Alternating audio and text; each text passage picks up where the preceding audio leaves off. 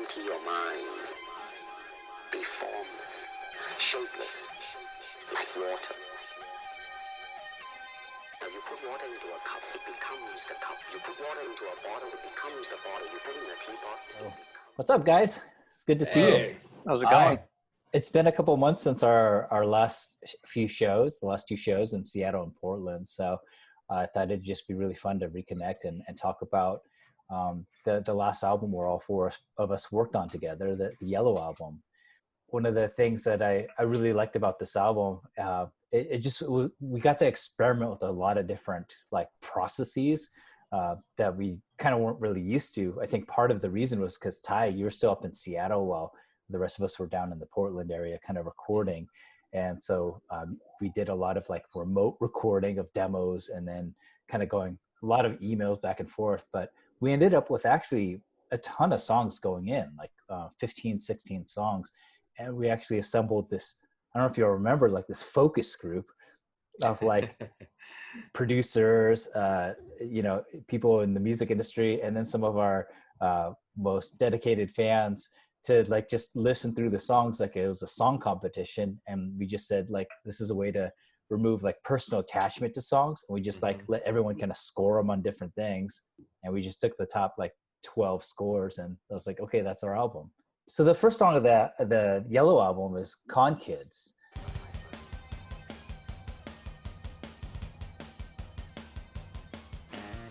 I think this actually started out when Jonathan, you came over to my place and we were trying to write a song that would mimic a metric song. I remember that with Loud Songs. Yeah, but that was like the what's it called, Gold Guns Girls or something like that. It's funny because I heard Queens of the Stone Age when I heard what you guys presented to us, and so like the drums had more of a big kind of Queens of the Stone Age feel. I think you kind of tend to go towards big drums anyway. Yeah. Right? You're like, I'd like to say that I didn't sound like Queens of the Stone Age until Tyler's drums was on it. Yeah. Before that, it sounded more metric like. Fair enough, yeah. Well, I recorded that demo beat and it was just like do-do-ta, do-do-ta, do-do-ta. And then Tyler's like, how can I insert like 30 more drums into this? It became what it became. Yeah, so the double kicks were added, and yeah, anytime we all made it our own. Anytime you could add double kicks, you try to make it your own. Completely busted. Once we actually recorded that kind of basic demo, I think we shot it out, and Ty, you came up with a bunch of the like other kind of rhythmic guitar parts and keyboard lines as well. I remember putting stuff in, I remember recording stuff for the chorus, not much for the verse. And I think it was at Tyler's house when I was doing that. The keyboards were already put down, so I don't think I did much of the keyboards in it. Maybe that main like siren like lead was one that Jonathan actually came up with. Like I had this little tiny like MIDI controller, and we were using Reason for a lot of our kind of initial sounds, and he was just like piddling around on it. And I think that originally the riff didn't even like line up like sonically, and where it starts it kind of circles around the riff a little bit, and that was just kind of like playing with it just because we wanted that like cool like ethereal kind of thing. Good one, Jonathan. That was an accident. I felt like that lead kind of tied it into the band more, the Asian influence that we were bringing to it, and then perfectly within the introduction, of course, that we added after the song was finished. Oh, the Bruce Lee? Yeah. Wait, was that your idea, Ty? Like the Bruce Lee one? The Bruce Lee sample? It could have been. I don't remember. It might have been your idea. I'm not sure. It makes sense for either of us to be I think we were both looking for excuses to insert Bruce Lee samples or Bruce Lee ideas. I know I had the file on my computer, but I was like, I don't know. It was just really fun, and it became this like really big introduction in live shows, like where we had the kind of the lead coming in with Bruce Lee talking and stuff like that. And it was on the album as well, but just a really fun thing to like walk out to or to play like as a transition between songs. Definitely, yeah. It became definitely an iconic intro for that song. It's funny because like even though the song is about like, you know, con kids and kids at the anime convention world, my favorite memory of playing the song was actually not at a convention itself. It was at this venue called 12th and Porter in Nashville. Oh, that's what I was thinking too. I think the same thing. When I hear con kids, I think that.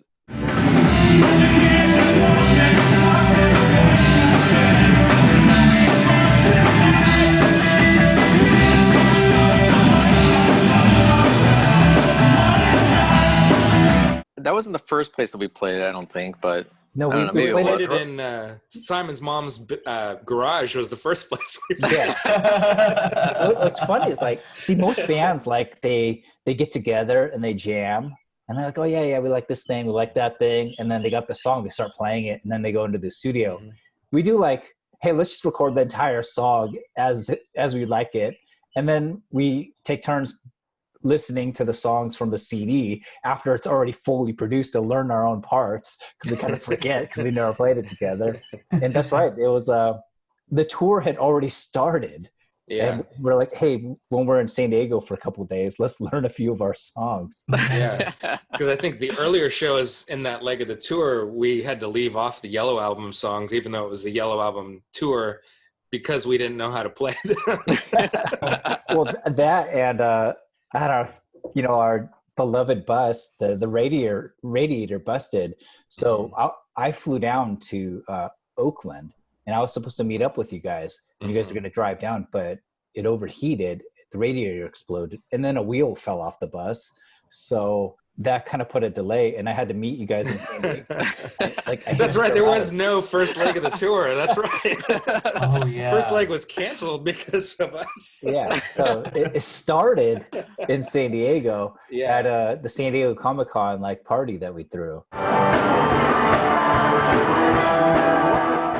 Yeah. Poor Ricky. You guys remember that was our name for the bus at that point, right?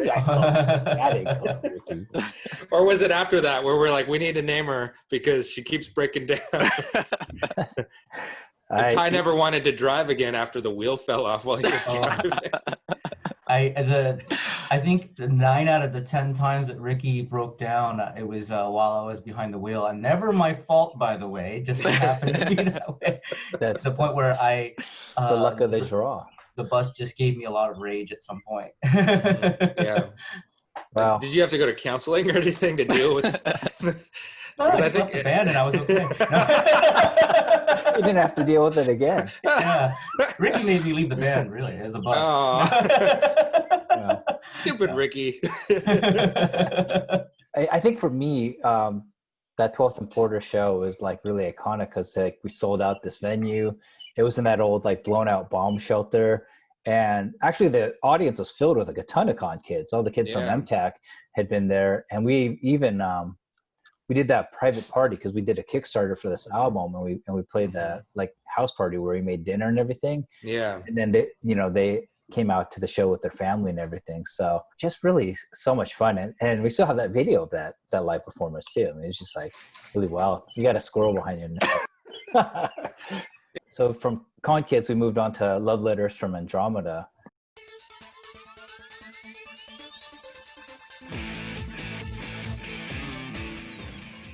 That was a song I wrote the riff for right after we played that show at the Rosen Theater with the Boom Boom Satellites. Like number one, they had this absolutely incredible light show. It just like was like all their blinders and everything. But they had those super heavy like AC/DC like riffs with almost like techno dance beats, and I was like, oh my god, like what is this? Like it just sounds so huge, and so I started just writing it out on Ableton and Reason, and coming up with that kind of like synthy like punchy bass line like dun dun dun, and then eventually we all got our hands on it, and it turned into the song it became. Yeah. One of my fondest memories of recording this song was when we were doing vocals. So Aaron was over at my studio recording, and at that time he was kind of writing the lyrics for that song because they weren't completely finished. And there was a point he looked at me and he said, "Are these just way too goofy?" I mean, when you actually look at the lyrics for this song, they're very like space travel dream. I mean, it's they're super goofy. And I said, lean into it, and we kind of worked on it further and got it to where it was. And I said, if we take ourselves seriously, everybody else will too. You just got to own it. I mean, you think about some like, exactly. Iconic, like say AC/DC songs. Mm-hmm. They got some pretty ridiculous lyrics, like "Let me cut your cake with my knife." I mean, come on, it's pretty gross. Pour some sugar on me is probably a classic example. Oh my god! Yeah, definitely. Yeah. But yeah, I love this song. It's really fun to play. I think it's my funnest Yellow Album song to play live. Yeah, definitely. Yeah, it's one of the ones that I get to do both guitar and keyboards on, because I do the keyboards for the bridge, but then I play guitar for the rest of the song. Totally. So I thought it would look cool, to have somebody just hop instruments, and it was just fun to do. It was kind of it was a little bit of a personal challenge to try to do that, and honestly, like most of my guitar parts were really easy to do, so it gave me something to, that was a little bit more challenging. I still remember the big thing is like, okay, I want to make sure I look cool playing keyboards, because sometimes you get stuck behind a keyboard and you look silly, whatever, or just you don't get to move around. So I went into it thinking, okay, when I'm behind the keyboard, I want people to just watch me play, especially since I'm not going to be behind here the whole time, and be excited to watch me play keyboard or whatnot. I remember when we were jamming, there was the idea of maybe doing a keytar, and I completely kiboshed that. I was like, no, that's not cool. No. The funny thing though is, like about a year or two later, I saw No Doubt in concert, and their guitarist Adrian's the guitarist, right? Or is he the drummer? Anyways, their guitarist at one point brings out like that big axe keytar. I'm like, what, that actually did look cool, but I probably wouldn't be able to pull it off as well as he could. So. It's just like the lyrics. You just gotta own it and do it. I mean, it's so funny because a lot of our decisions on stage, in terms of like what we did, revolved around looking cool and like trying to like be a little bit over the top. Yeah. I mean, that's part of being in a band, though. Mm-hmm. And it's just like when John and I started like coming down with this idea of like, hey, what if we had boxes we jumped on that lit up, and what could we do to like take it like a step further and a step further? Like there's no musical thing involved with that, but it was like, oh, it's because it really elevates the show and all the energy in the show. I think one of the things I appreciate about playing live with John is that we just kind of had a similar intuition about like what the big moments of the song were, like when we move up front, when we jump on the boxes, when we fall back and let someone else like get front and center. It was just like kind of very Ramones like in that almost, it was like choreographed but not choreographed. I mean, every once in a while, like early on when we first played songs, we'd like talk to each other, be like, hey, jump up on the bridge or do the thing, get in the crowd. But for the most part, it was like we just kind of like got it. It was very like on the spot. It wasn't really premeditated. It was kind of like you just kind of felt it. And we've been playing music for so long together that, it's kind of, we kind of just fed off each other as far as, like you mentioned, when to jump on or just when to really interact with the crowd, or just, that's my favorite part about this band was just playing live. It was very just natural. Yeah. And I think this song is really a big part of that, because like Love Letters is just so heavy sounding. It's like that sludgy, like dirty rock and roll kind of sound. And it was just so huge and like, I don't know, it just made it a lot of fun. And it was like funny because we'd play this song and it's like hard to follow up that song because it's so big and bombastic. Like you almost like had to switch into a ballad and just say, okay, we're going to roll and do something totally different, because anything else that you played sounded like kind of weak afterwards. It says a lot about the dynamics of the song too. Because like we never, people will always ask us after a show, like, oh, do you pre-planning this? Like, no, this this is just us vibing to the music and each other, Yeah. right? And it really took, it takes songs that have that kind of those dynamics to be able to have that energy. This song's perfect for that, because like when you think about how it starts, how the verse kind of goes into this bigger chorus, the bridge really bringing it down, everything about this song, it's like you can feel it when you're playing it on stage, and what you should be doing, right, without even having to think about it, which is, I think, perfect.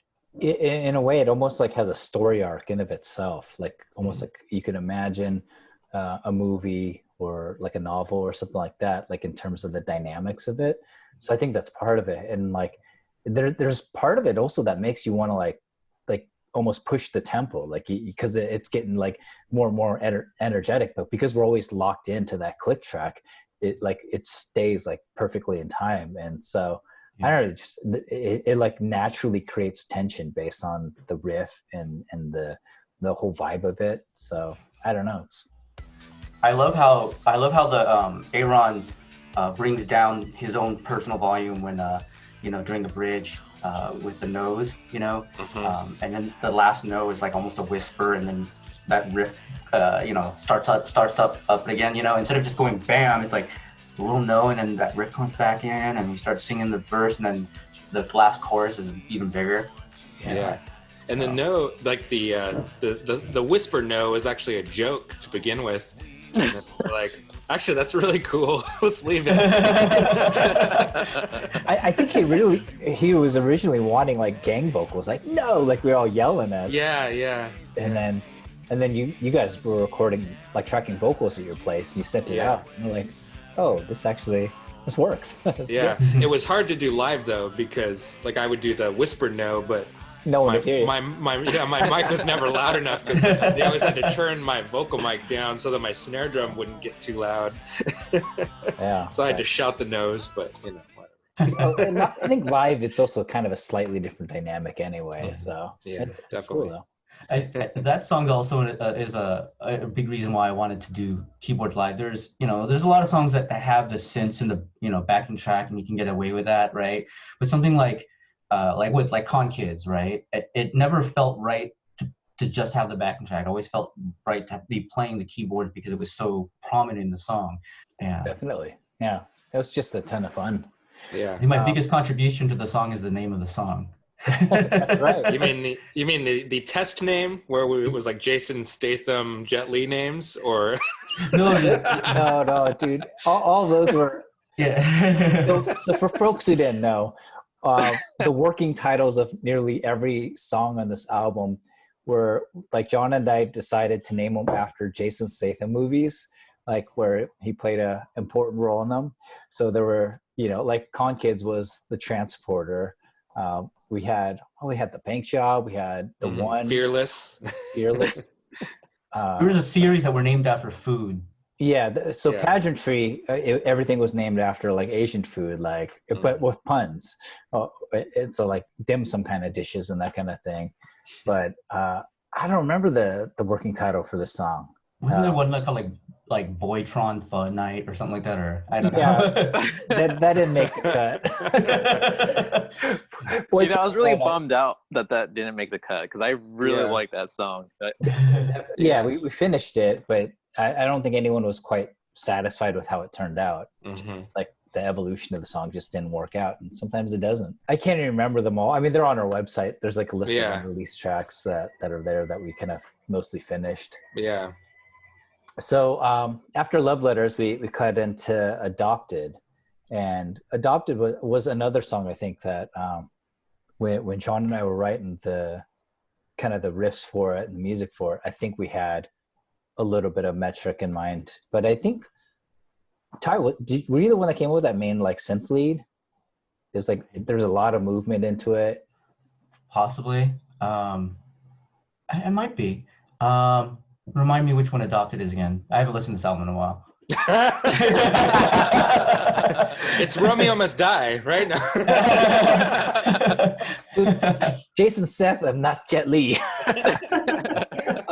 It's one we didn't play live. That's why it's not in my head. We hardly we ever played it live. Yeah, we filmed a music video for it too. We had all those like aerial arts folks from Able. Oh yeah, we were all dressed all steampunky and stuff. Yeah, and they were all, Yeah. we had the steampunk dancers. You guys got me to wear Oh. a vest and a top hat. I think that was the last time I've done that. Yeah, so we started out with like this keyboard sound, but it was like clashing in the studio, and then we moved it to more of like an organ sound. Mhm. And Jonathan played this guitar riff like da na na na na da da da na na na na na na, and then you had this like kind of like almost appreciated keyboard line that kind of went over it. It could have been. I feel like I should have done my homework more before I joined this chat. It's all going by memory. Yeah. So we hardly played it live because it just didn't translate that well. Like just the energy felt like it was dragging all the time when I tried to play it, and just sometimes that happens. Even though like the song itself, like the studio version, I think it's a great song, but we just couldn't pull it off whenever we did shows. Like it just felt like a low point whenever we hit it. So Misery, I was just thinking about Misery the other day because Facebook reminded me how 7 years ago, like last week, we were out at the hydroelectric plant in Eastern Oregon, like recording the music video. And of course the screenshot was for Sour Love, but I remember we thought the set was so cool. We're like, we got to film 2 music videos in this one spot. So we had like 2 music videos in one day of shooting, because there were just so many different areas of the place, and they looked so different. Like they had very different vibes, so that we could pull it off and make it look like 2 actually different videos. Yeah, and it's hard to tell that they were in the same place. I think Misery was the first sample that I heard from the album, and I just got really excited when I heard the tonality of the guitar. I was like, wow, this is really cool. Yeah. And I think this song was probably my favorite. The way the guitar sounds is probably my favorite song on the album. Yeah, it really has that kind of Britpop, like Strokes vibe to it. It was the first time we actually really experimented with reamping, but like with dual amps at the same time.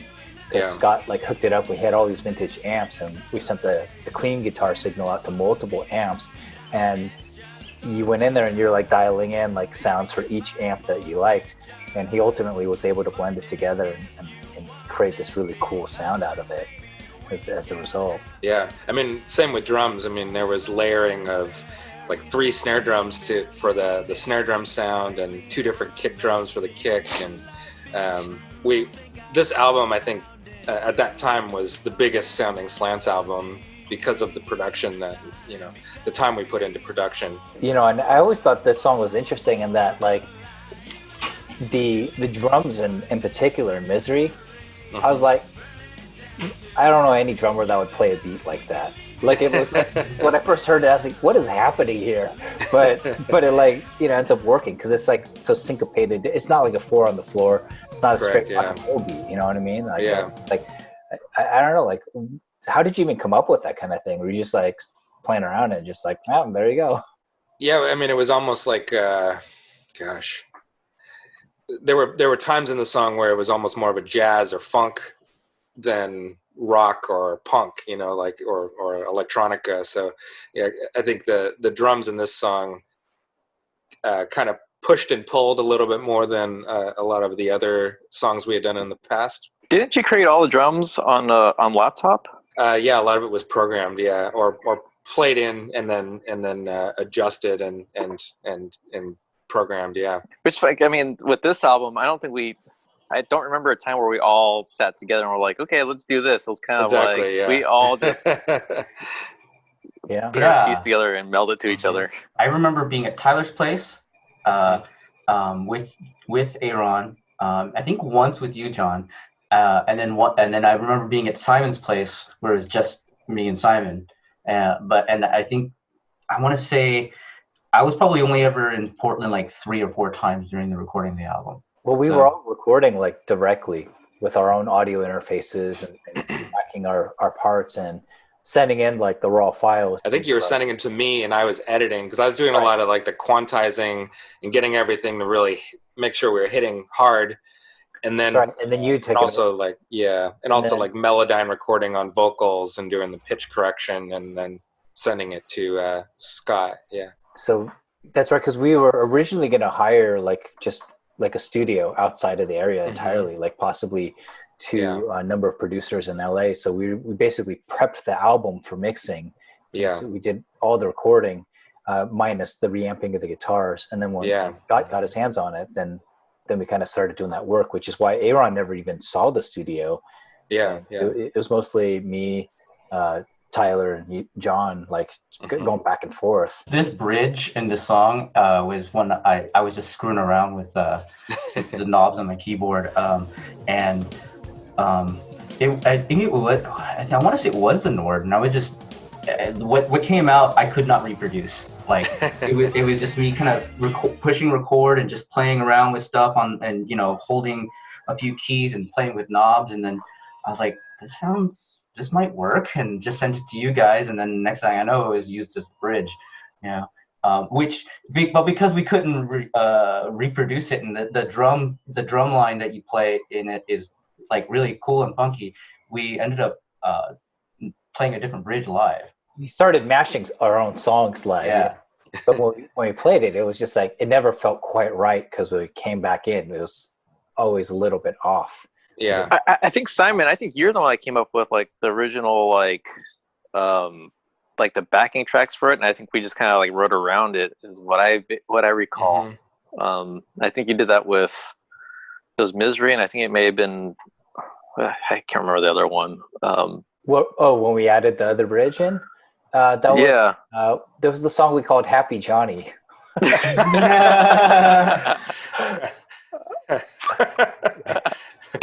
It never made the Jason Statham cut though. I mean, we sent the script to him and he just didn't accept it. Happy Johnny.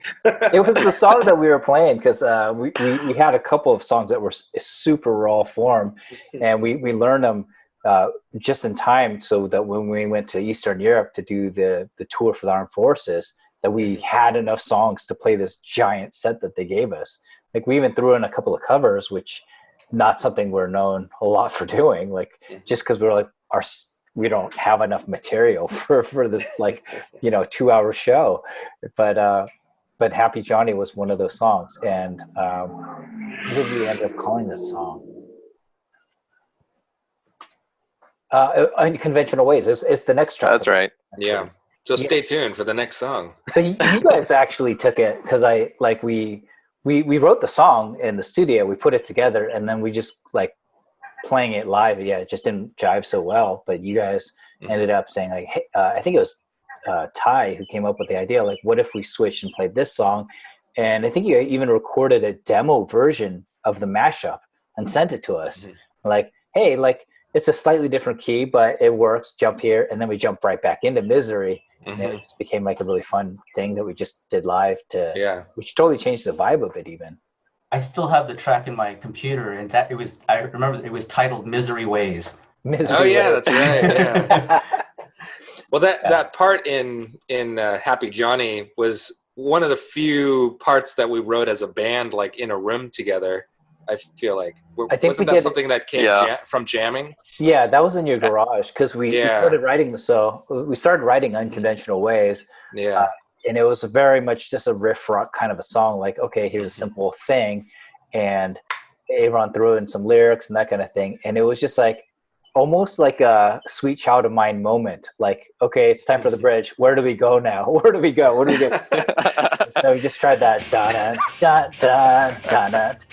And it's like, okay, let's do that, 8 times or however many times we do it. And then, like, it did feel like the song, like to me, it did feel like a little unpolished, maybe a little incomplete. But it definitely had I think the original idea of it was a good idea. We just kind of, in our Slants way, kind of just like rushed it and kind of just, all right, let's call it good.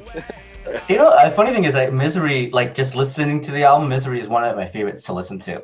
To the point where I remember having a music video idea in my head. Like I even wrote it out like what the idea would be, but it just would have cost way too much money to try to do.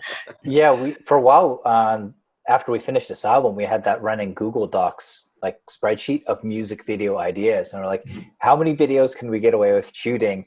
And thankfully, we, you know, through the generosity of our friends, like especially Jason Erickson, he filmed like half a dozen music videos for us, like for free.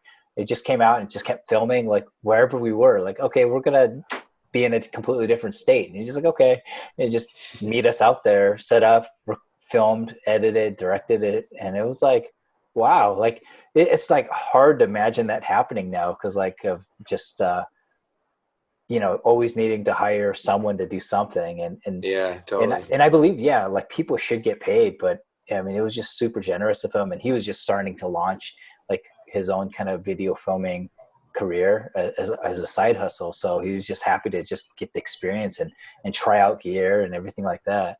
Yeah, it was really cool. Yeah, and then your brother came out to a DC with us for video we filmed later on. Track 7. For Brothers Weekend, because it was Will's brother as well as my brother working on that video, which we could talk about when what was that? Just One Kiss? Yeah. You know, Unconventional Ways was interesting in that like it felt like just like a garage band kind of song, and we literally wrote it in your garage. It was just like, here's a bunch of that's why. But like, and it's kind of funny because like, you know, even though it never like felt super complete, because unlike the other tracks in this album, it doesn't have like layers of synth and like all these big movements and all these parts. It's just like a straight rock and roll song. Yeah. But like when we were listening to it, listening to the you know, kind of demo versions with that focus group of like people, people liked it. They just liked the energy of it. So, and live, it was just easy to throw into the mix because, you know, we, for a while when we played shows, we had used laptops to drive the backing tracks or something. And almost always it would crash like every couple shows. And this was like one we could just pull out of the wheelhouse. Like, all right, let's just play this song. We don't need anything for it. We don't even need a click track. We'll just play. So I think that's kind of how we ended up with that one. Yeah, definitely. Let the Right One In is track 6. Yeah. And this is a song, one of the songs that I was like, is probably one of the, if not my favorite, like studio track from this album. And it was absolutely the worst song possible we could play whenever we played it live. Like we tried it like twice and it was like awful sounding. But I loved working on this one. Like they're just like as I was going in and laying down the keys for it and coming up with all these like really Depeche Mode-y kind of lines, I just loved it. And it was also a song that like Aaron just was stuck on. Like he could not come up with the words for it never. He never came up with a single word for it. Like I wrote the lyrics to this one. You wrote the lyrics to that. Yeah. I don't even know how it came up, but like it literally is based on the movie of the title, the movie and book that the song's title is. Let the Right One In. I love the movie, and I think I must have watched it like a few days before. You know, we were trying to think of stuff for this for the album, and it just, I don't know, it just came, and I was like, okay, well, a song about this. You know, actually no, I can actually even say that there's a song from TV on the Radio that came out around that same time. It was Wolf Like Me. And a song about, you know, Bo Sayers stars in it too, the slam poet. Yeah, and you know, it's like, you know, about falling in love with somebody who's a werewolf, or somebody falling in love with you, and you happen to be a werewolf, so you want them to be a werewolf too. So, so there's kind of both. The movie was awesome, and then the book was too, and then that song from TV and the Radio kind of inspired me to come up with the lyrics for this. So, but yeah, I didn't like sit down and think, okay, this is what this song needs. I just kind of came up and like, oh, I think this fits a song that we don't have lyrics for, you know. And I remember, I think I wanted to say I recorded like a demo of myself singing it, but it was really late at night. I was living in an apartment with some pretty thin walls, and my recording studio was basically my dining room table. So I actually recorded myself singing in a very, very, very low volume, so I wouldn't wake up my neighbors. Just into like like my laptop mic, and which of course, no way you guys would ever use that. But like, it was awesome to hear Aaron sing that and sing it the way he did. And I think by the time Aaron was singing them, there was some lyrics he changed that made it better. There was one lyric where about the dark, right? But when I wrote it, it was the night. But at that time, we had the word night was being used in too many songs, and we're like, no, we can't just keep saying night. And it was Aaron's idea to change it to dark, and made it work. Like, I think this type of song works really well with Aaron's vocals, because they're just so deep and resonant in it. There's like a certain level of intimacy with the song, which I think is appropriate for the lyrics. It's one of the few songs where there's a line that doesn't rhyme, like when you just hold out that no, like before going into the pre-chorus. Like, it was just fun to like experiment and try out like so many different things with the song. And it was funny because like I remember we sending on all the tracks to Scott, and he was just like, there's like 20 keyboards on this song. What the heck? I was like, no, here's another one. And then there was like a lot of different guitar lines, because there was like a high guitar part and a low guitar part that was like kind of harmonized with each other. I was like, no, this is art. This is great. And I think one of the reasons why just live, it just didn't carry through. Like, it felt like hollow because you didn't have that closeness like a recording can provide. And I don't know if you remember this, Tyler, but you and I actually shot footage. 2 music videos. we filmed the footage of Aaron at the cemetery, and we outsourced it to this director who's going to work on it. And then he just shelved it. So I still have the footage somewhere, like in a Dropbox folder. Yeah, it was cool. I mean, like the footage looking through the video camera was really, really badass. So it's too bad that we didn't. But then we did the second music video was pretty fun too. Yeah, so it's just funny how these things kind of happen. In fact, I created a making of video for this, and that's still on YouTube. Studio APA has like this making of Let the Right One In, and so it has a lot of the shots there. And it was like super cold, so as Aaron was like singing, like you could see the breath, which is just, I thought was really awesome, and also very appropriate for the the original film as well, because it was like covered in snow and everything. So definitely, there was like no post-production that would have been needed other than editing it together. maybe I'll do it one day. I don't know. I'm sure if I get enough footage out of the thing and then edit with something. I don't think I've ever seen that before, but yeah, it's definitely a really cool song on that album. It's definitely like a cool vibe, cool, like you mentioned, like all the layers of the keyboards, the guitars. Mm-hmm. It felt really just like it just created a different mood and atmosphere. Yeah, I think, and it's probably the most like Depeche Mode like song, like that 80s synth pop, like gothy kind of sound that we wrote to that date. Mm-hmm. Like, and I don't know, it's just too bad we couldn't ever like play it well live or do the song justice. And in fact, later on we remixed and re-released the song on Something Slanted This Way Comes, but this still remains my favorite version of that. I just like something about the mixture of all the instruments just feels right. This is one of my favorite songs to listen to on the album, and listening to it again, I was just like, this is a hard one to translate live the way our shows are. Basically the best thing would have been just to push play and dance around. It just never fit in our live show, which is always a shame because it is a really good song. And I think at least with this lineup that we had, and even when Will was playing guitar rather than John, it just like our live shows were always pushing to make it like bigger and bigger and bigger. And this song really requires like a smallness to it, like a ability to hold back and to like play delicately. And like you could do that in the studio and it will still sound huge. Live, it would just get drowned out. Like but like even songs like Kokoro, it wasn't really a big song, but for whatever reason I thought we played out well live. We did, but it also had these really big like synth drums to it and all these other parts. So like we played this song, the first time we played it was the 82nd Avenue of the Roses parade, like out in Southeast Portland. And I remember like we tried playing it and we were just like, okay, let's never play this again. There we go. Yeah.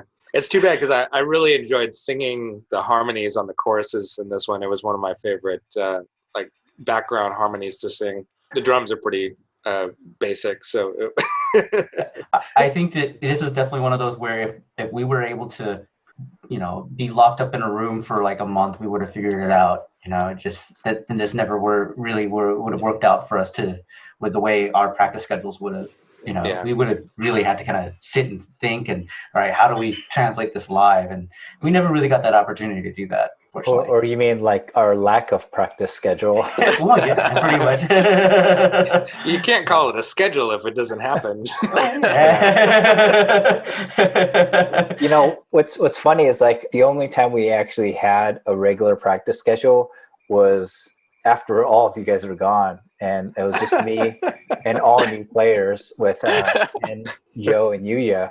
And we actually got together twice a week for several months straight to prepare for the tour.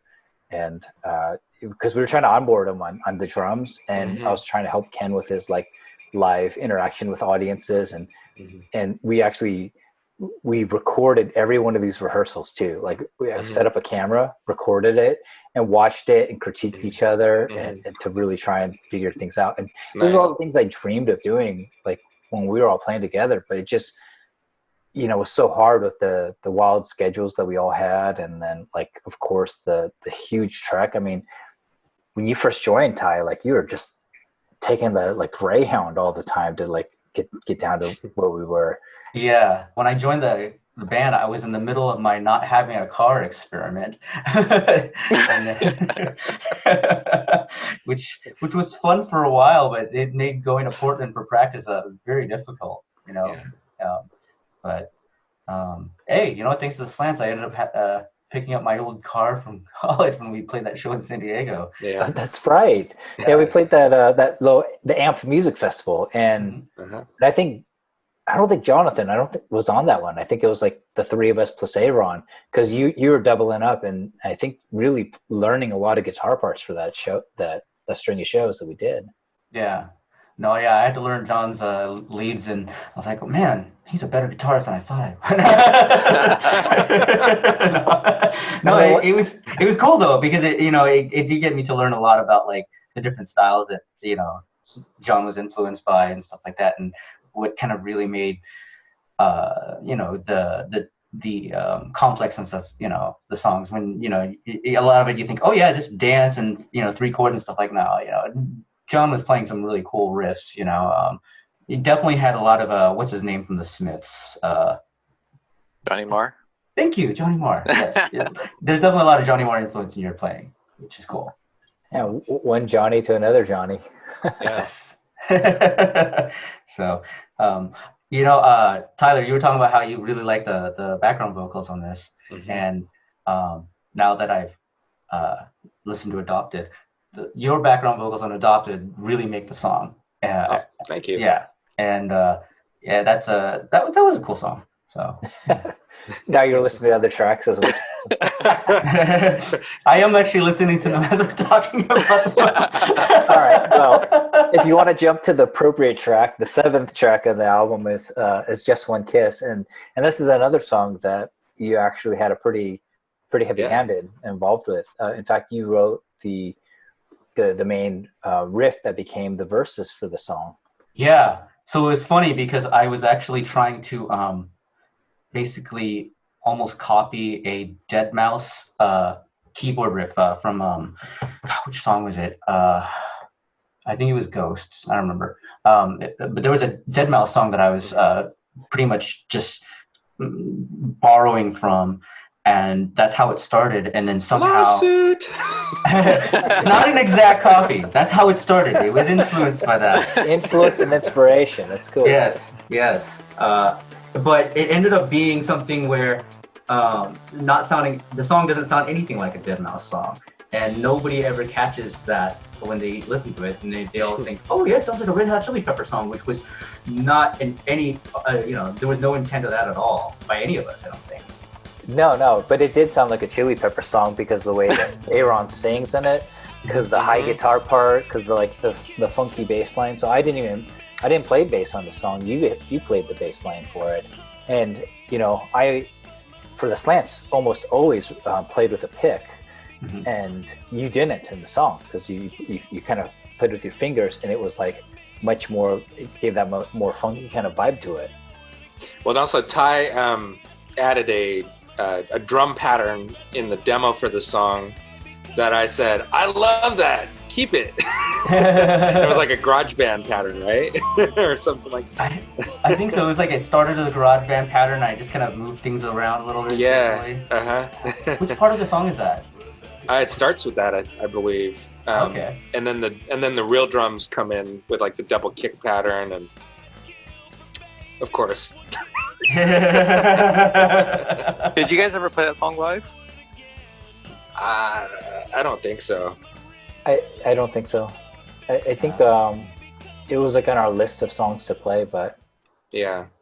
It was one of those songs that definitely grew on me because when I first heard it, I was kind of like, yeah, I'm not sure. But then, like, after hearing it, like, an album, or I should say, when I heard the demo, I wasn't really, like, it didn't really sell me. But when I heard the actual polished version of it, I was like, oh, I can dig this. It's kind of cool. Yeah. I love the music video. The music video was one of the most fun, spontaneous videos that the band created, I think.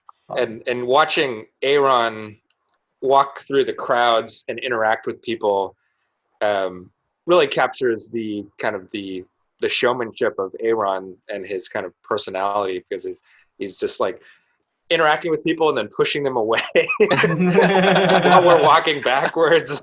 It's hilarious. It's like, hey, cool, you're cool, hang out with me. All right, get out of here. Oh, next. I mean, it was like he was on stage, but sure, yeah. lip singing to himself. It's I mean, it's actually, which is really hard to do, like, and to pull off and like to have the same level of energy to it. And so, yeah, it was really lucky. Like, I don't know if you remember, like we didn't have anything to play the song, so we were like trying to use our phones at first, but it was like really hard for him to hear himself. Yeah. And then we found that random dude who had that Bluetooth speaker. He was wearing like a giant squid hat, and so we were like, oh yeah, like you want to be in a music video? And so that's why there's like that guy like holding the speaker behind Aaron the whole time. It's awesome. Yeah, and I mean he became kind of a friend of the band afterwards. I mean, and interacting with us in the future. Yeah, and also like filming the video, we had Josh, Will's brother there. So yeah, and my brother, and your brother filmed it. Yeah, but when we were out there, his brother drove down to like just kind of check out the show, and we found out he was a breakdancer. And at first we were like, hey, do you want to breakdance in the bridge of How the Wicked Live, which he did at and then we were at a different show, ZenkaiCon, and then we were like, hey, let's just film him like doing all these incredible moves. And so that's how we ended up like intercutting that footage of like breakdancing, which I think works really well with the vibe of the song. And then Aaron just like going through the registration line and messing with people.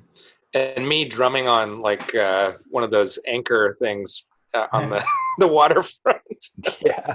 What was cool is that there was just something organic and fun about it. And then I don't know if you remember, but the music video premiered on Conan O'Brien. Like Team Coco picked it up. So before we released it, they were the first ones to get it. And after that, the city of Baltimore actually shared our music video, like with a whole bunch of stuff on their Facebook and their Twitter page. Oh, cool. They're like, oh, look, this is filmed in Baltimore. They're trying to get like tourism up. And so they were like really excited that Team Coco had it. And then they just decided to jump in and use all the resources to like promote our video for it. There were some cool shots of Baltimore in that video. I remember that, you guys really used the bay, not the bay, the wharf area really well in that. And of course, Otakon being, a big city event there. I thought it was cool. It's such a beautiful city. like just beautiful area. So it was awesome. And then there's a shot where Josh kicks Will in the face. Oh yeah, which we sunk up with the music. That was awesome. That was my contribution to the music video, because my brother, as he was editing it, said, "Hey, come over and take a look." And I said, "Hey, can we get this?" He kicks him in the face right here. One of the other things I remember about the song is like, for the longest time, like there was the main riff, but we just didn't really have like a place to go with it, like a transition, and then I wrote like a synth bass kind of. It was originally intended as that bridge that we ended up going back to a couple of times, where he's like another lover, like that whole part was just thrown in like kind of after the fact, really. Yeah, it's a cool build. And it was actually when the only like bass I play in that song was just on the keyboard, because that was the only part where there was no bass guitar. And then kind of reminds me of the other song in that we build it shifts its entire tone, like it's like a different vibe, almost like a different song, just that we throw it in and then we weave it back in. That maybe that could have been a bridge for Misery too. Yeah, we're just throwing all the bridges, extraneous parts of other songs, and just like, here you go. It shows how important bridges are to a song. Yeah. Well, they help bring it together. It's just really nice. So would it be Just One Misery Ways? Is that the name of the three-song medley? You're gonna have to try it next reunion show here. Yeah. Like, how many songs can we mash up? So the next song, "Rescue Me From My Own Heart," was another song that we actually have never played live together. And it's probably the most like light-hearted, lovey song that we wrote. I think so, yeah. Well, and then in the demo, Simon, didn't you have like Lauren sing it? Okay, yeah. Yeah, and it wasn't like hello. There was no goodbye. It was just uh-oh. You know, I wrote "Rescue Me From My Own Heart," and then I started writing out lyrics for it, which he dropped all the verses for. He wanted to write his own song, like kind of a love song to someone he was singing at the time, and he thought the uh-ohs sounded like hello, and then so we kind of evolved from there. Hello, hello, hello. And then for recording, we were like, okay, well, we need a female vocalist. And Aaron and I were at my house recording, and I said, well, let me call a friend of mine from high school. And so I called my friend Lacey Ames and was like, hey, do you want to come to my house and record on a Slants song today? And she's like, well, I'm at work, but I get off at such and such time. I'll swing by. So she came by, and we said, here's the song. Can you sing it? She said, yeah. And she nailed it. Which is funny, because like a lot of our stuff just seems to happen so organically. Mm-hmm. And even like when we changed it to hello, like, oh, it sounds like a phone. Let's drop in a telephone sample into this thing. Yeah. And then use like the dial tone, which is totally irrelevant now in the era of smart licks. Kids are like, what's that sound? Well, it sounds like an angry cat. Speaking of cats, my cat Sam on this album if you were to isolate vocal tracks, you can hear him meowing, because he was like a really bad studio cat. And you can hear trains, because my studio was so close to the train yard. You'd hear trains crashing and whistling. You get your own pet sounds over there. Yeah, that's why this album sounds so textured and so layered. Yeah, trains and cats and wildlife that I hear in the background. Been Through Hell. So this is another song that we didn't end up playing live, and I think it was also end up being lighthearted than, you know, more like Rescue Me From My Own Heart and Been Through Hell are probably like two of the more sappy songs that we have. But I actually really like Been Through Hell. Like, I was really happy with the synth work in it, and it was just like really kind of fun and different. The Slants guys. That's all right.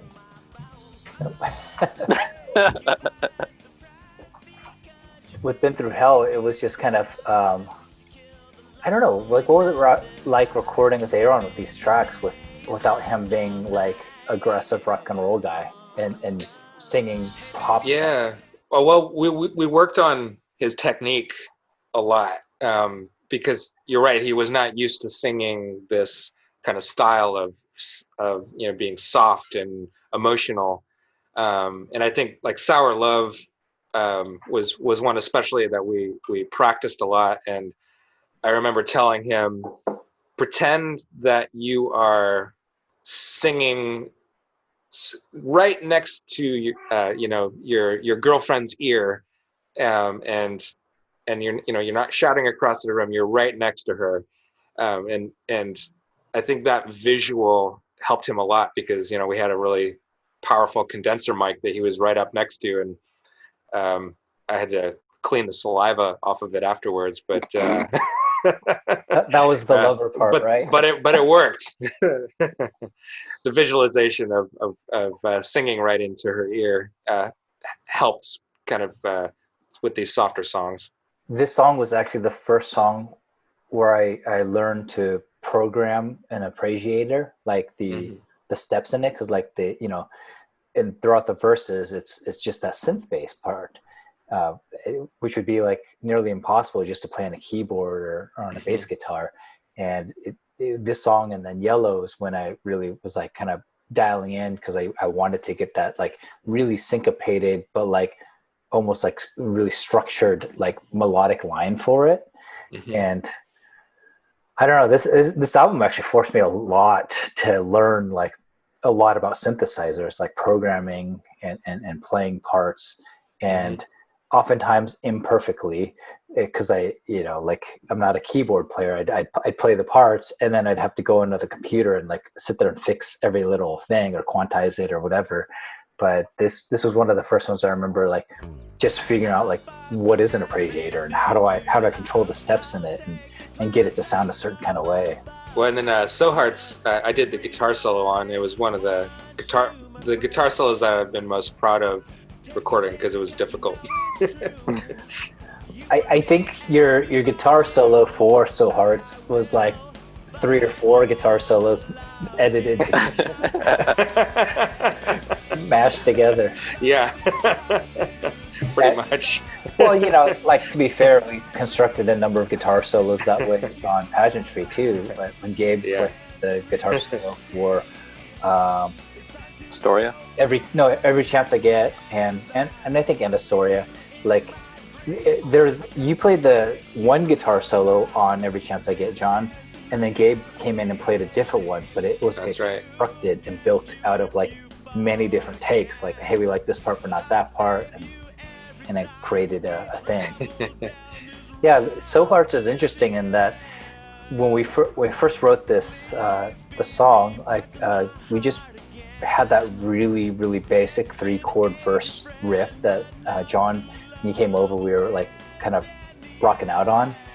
We sent it to Aaron, and Aaron, he used to like go jogging with the the demos that we would record, and then like sing to his phone and then email me the phone, and then I would lay it on top of the music, and then we would kind of construct demos from it.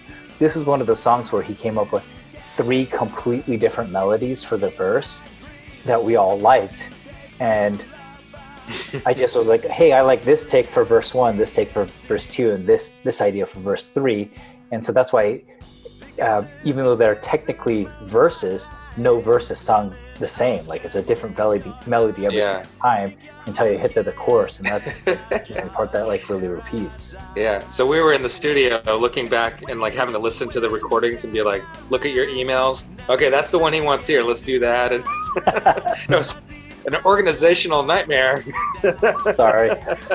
That was fun. The final product worked out well, and it's funny because it's so minimal in terms of the guitar parts and the bass parts. Like when we're recording the verses, just like that dana, and we're like, what else could we do to like make it more interesting? So then Jonathan like did the palm mute for the second half of the verses, and we're like, okay, that's something, and we're like, but it's still missing something. So then we programmed that like really like we called it the bubble riff, the synth that's just like that's kind of hanging out over there. Yeah. And then we lay down the choruses, which come in bigger and heavier with that like really kind of driving guitar riff. That I really love that riff. Actually, it reminds me of a band called the Methadones, and it's just like heavy like hard rock kind of a riff to it, but just a lot of fun. All right, so now that I'm very confident that track 11 is indeed Sour Love, and Amazon will not be screwing me. This song's great. I love this song. I really like that song too. It was one of my favorites on the album. Yeah. I think that's when Simon also learned the arpeggiator, and you can hear it in that album with the different like build-ups on the synths. Yeah, and it actually started out as like a really super calm synth pop song, because I started out with that like kind of slinky like synth bass that's in there, like that down is like kind of warbles a little bit, and I think originally, like a lot of the songs we start out with, like John and I try and emulate a different act that we sounded like we didn't sound like, but we wanted to sound like Ladytron was one. So that's how we got Boytron Fun Night, because we tried to write like a Boytron song. We tried to like make it Kraftwerky. We tried to like make it like these synth heavy groups, but ultimately that, it came back to guitars and that kind of thing. So John, you wrote this fantastic guitar riff over the top that I think that really helped set the mood of the song by the time we even got to the vocals to come in. And it was actually one of the songs, like musically, other than having samples or that kind of thing, probably one of the longest intros that we have on any of our songs. Yeah, that guitar riff that you start off with and the song with is really cool. It really sets the tone of the song, and yeah, good job, man. Thank you. Absolutely. And they're really, I think what I recall, it's really simple too. It's like a few notes, but it just those notes together along with like the backing tracks, and it felt right. It felt good. And like I said earlier, like this was the song that Aaron really first kind of captured the soft side of his vocals, and I think his performance on this song was great. We did a completely other line of takes where he sang this song differently, and I think we even sent it to you guys as a like a draft, and it was odd because he was singing like he does on stage, loudly, and once he nailed this take, we just deleted all the other ones because it was like, you got it, it's this was the take. Yeah, and what I loved is when Scott heard it, he did the sample of him saying "oh," and he like plugged it in and then put it in reverse. It says "well," like it kind of pulls into it. Yeah.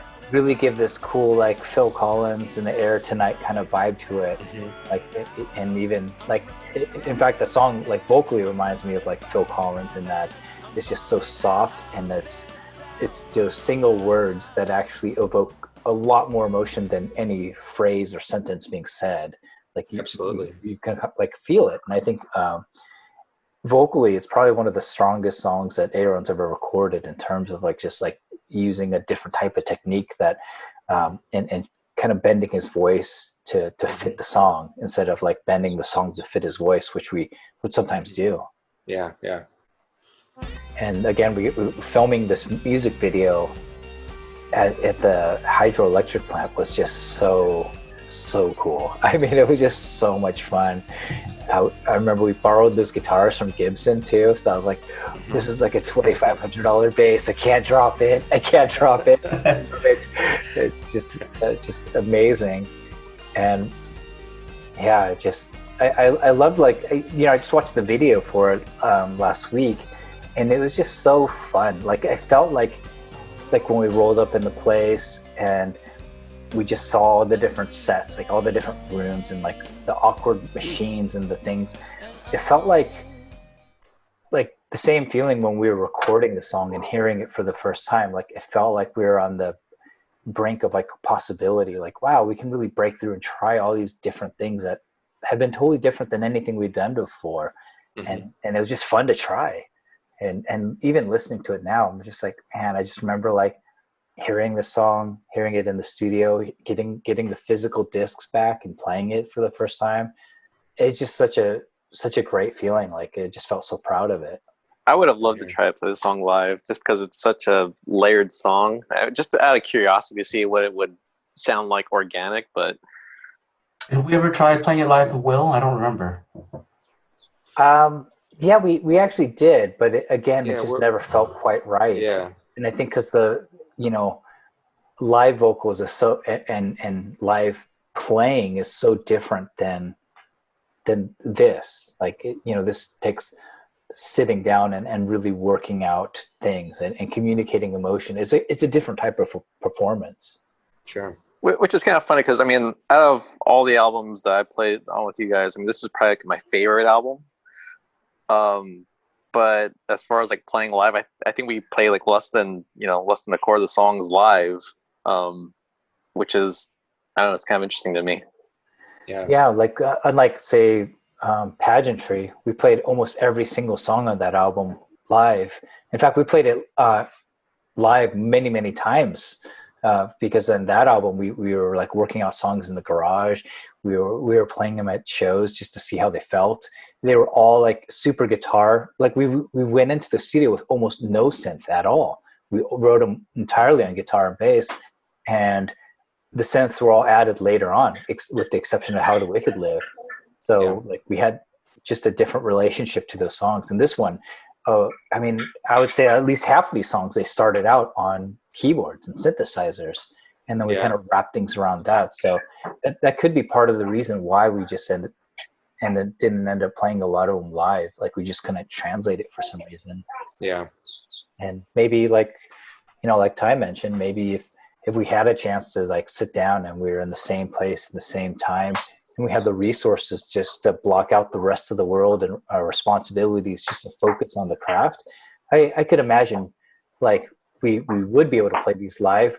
And if we did that, I also imagine that the live experience for the band would probably look and sound totally different than anything we had done before. I can see that, like, if we had the time and resources, like put like video accompaniment and something more like elaborate and produced, that would really work with some of these songs. It's like this song, the production's it's great, and how the song's crafted, it sounds great, but it's definitely not, it definitely doesn't sound like we are thinking about, all right, what's going to be a great live banger, we just wanted to write good songs, Yeah, for sure. And I think this actually might be one of our longest songs too. Like, a lot of the songs we wrote and we produce, we try and time it around that 3.5 minute mark, like the typical radio pop kind of song. But this was a song that we were like, let's like take our time with it. Let's let it unfold. And in fact, it started out a lot faster. I don't know if you remember that. It was like almost kind of bouncier. And then once we kind of got the vocal melody and we started hearing and feeling the shape of it, we decided to like slow it down and turn it into like the ballad that it became. I do remember that now, yeah, because it was I had to re-edit the Pro Tools files to make everything fit, and then you had to send me a new version that we edited in, right? Yeah. Mm-hmm. All right, so final track of the Yellow album is Yellow, and Yellow is a weird song. Also never played live, right? I don't think we even considered playing this live. we didn't play it live. In fact, this was a song that I wrote the guitar riff for this one. I think Jonathan fell asleep when we were songwriting. Either he fell asleep or he left his guitar there. But I remember like writing that initial guitar riff that it starts with before kind of wrapping up the other song, kind of instruments around it. Same thing with the synth bass line. That was another one where I was like just playing with the arpeggiator, and I actually really loved the synth bass part. I was like super proud of the sound and the cadence of it. But it was like one of the songs where it just the vibe of it was just feeling like it didn't feel right. Like once we put it together, I don't think it ever, like once it kind of evolved and everyone kind of put their hands on it, I don't think it ended up sounding like the song in my head. Like I think originally I wanted like more of a Nine Inch Nails, like really kind of animal kind of song, and then it just, you know, I mean, it just, you know, took on its own life. Did the kind of the industrial guitar riff that I wrote for the intro, did that stay in the mix? I can't remember. That's in there. It's underneath the riff, and Cool. it's like kind of like we were trying, like, I think, you know, like kind of Ty mentioned, we were just taking our time and just experimenting with a lot of different song ideas and sounds, whether or not they felt natural to the band, just to see what it would be like. Definitely. And this was another song that Aaron was like struggling with writing the lyrics for, so I ended up writing all the lyrics for the particular tune. Yeah, I can definitely hear the Nine Inch Nails influence in it, though, like in the, you know, in kind of the mood of the song, and like you know, what you're trying to convey, you know, in it, especially, you know, when you wrote the lyrics, and you know, we know what the song's about, and kind of, you know, how you wanted the song to present. And you know, while it doesn't sound like a Nine Inch Nails song, I can definitely hear the mood. yeah. I mean, I was using a lot of that industrial, like, kind of imagery throughout the song, and I think, I don't know. I mean, it was fun to like write and record.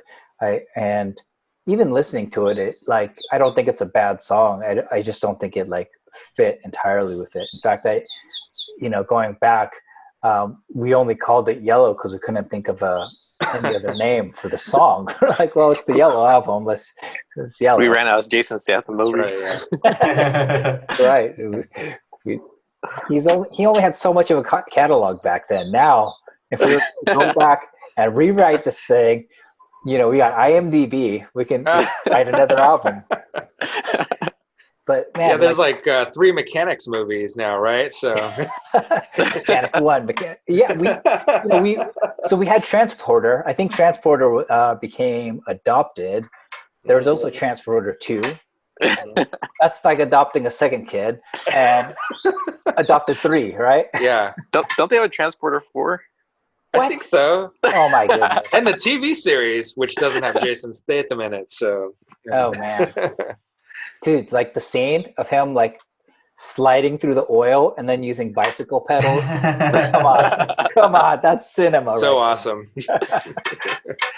I will say that like it's really great talking to you guys. You know, I've always considered y'all like my family, like my brothers, and writing and recording this album, I think, was just something I was just so proud of, and really, even looking back on it, just talking through with it, it just reminded me like there was just so much fun. Like times on the road, as frustrating as stuff could be, like with, you know, broken down bus or whatever. Like there's still so many good times and so many good memories, and interacting with all the weirdness that we ended up interacting with over the years. That's good. Definitely. Yeah, we played some cool shows, man. Like you guys mentioned the 12th and Porter show, and I could still, you know, see the visuals in my head of how it looked playing there, you know, and how awesome it was. Mm-hmm. You know? Yeah, I mean, just, or even playing like, you know, unconventional ways, aka Happy Johnny, when we were like on tour in Europe. I mean, holy cow, like we rang in the new year with people serving overseas. Like that's just so incredible and so fun. Yeah! Woo! Yay!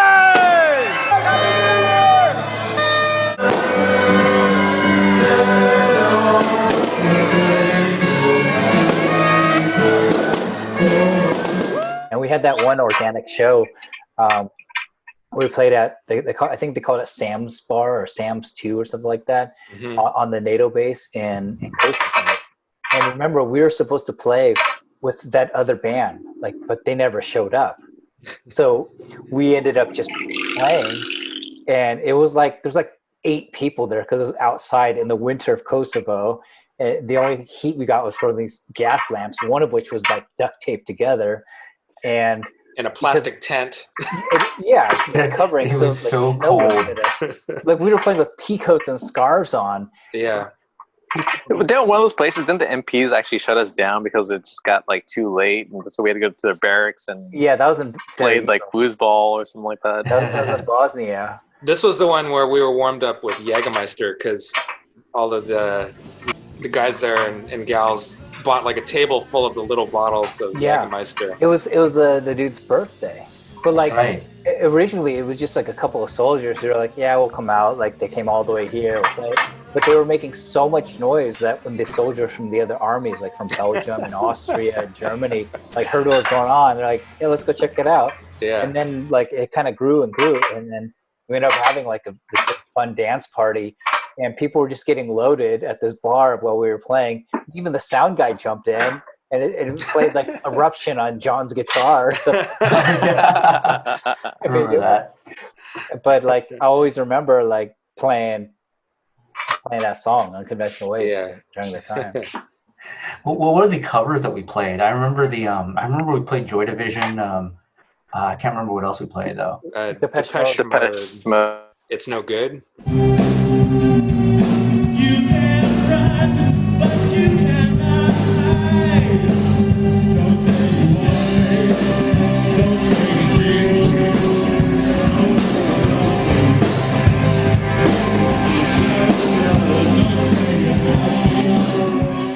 In Love Will Tear Us Apart was the other one. Yeah. In fact, Paint It Black. Did we play Paint It Black? Yeah, we did. Yeah, we learned right. Paint It Black for a tour for MTAC because they wanted to sync up a like anime music video to us playing it live, and so we played it. It was kind of became a regular when we had longer sets, like we played at the prison and that sort of thing. But when we got to Eastern Europe, we're like, well, we really got to make the set longer, so that's when we dropped a few others. In fact, Ty, you recommended that we learn Mr. Brightside, The Killers, and that did not go very far at all. Like Jonathan was like, this riff is too hard, and then we heard Aaron saying, like, let's just focus on the other songs. Yeah, focus on the things we can do. Well, it's so good to like see you guys and talk memories and shop with you all. Yeah. Thank you for doing this. Yeah. Yeah, it was fun. Thank you.